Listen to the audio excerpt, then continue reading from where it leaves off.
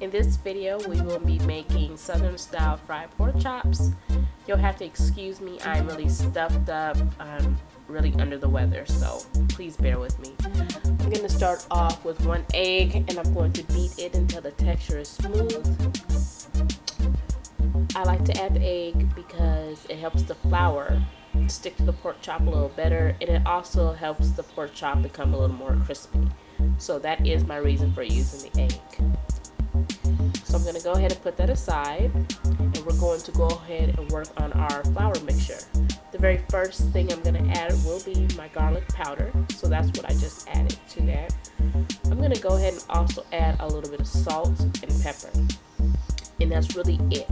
That's all I use for my my pork chops, because pork chops have a lot of flavor already, it being pork, and you don't want to overpower it with any seasonings. So we're just going to keep it really simple.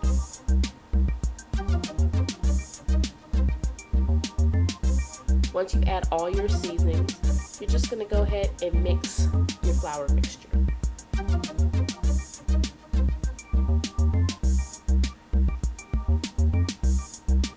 So your next step, go ahead and take your pork chops. I'm using thin pork chops. Of course, the meat has already been washed. Always wash your meat before you prepare anything. And we're just going to dip it in our egg. We're going to shake that excess egg off.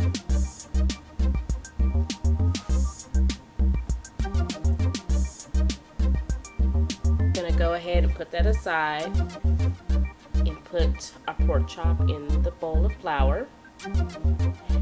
And we need to cover all surfaces. I always get bone-in pork chops.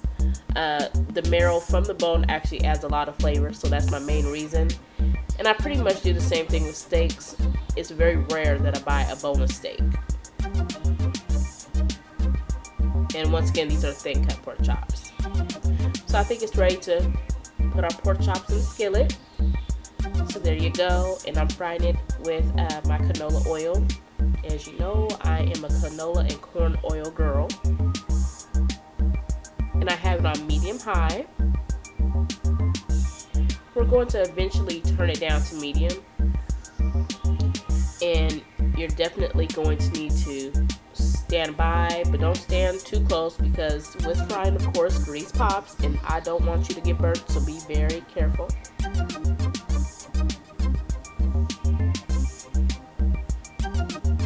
And it is time for us to flip those pork chops. So you're just going to go ahead and continue to do this until they are golden brown and you see no visible blood.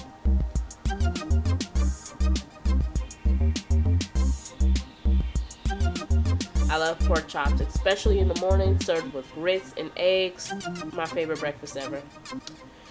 These, however, were for dinner, so I'm going to serve them with mashed potatoes and a nice little side of vegetables. And this was my finished look. I garnished it with some sauteed onions, and it was the bomb.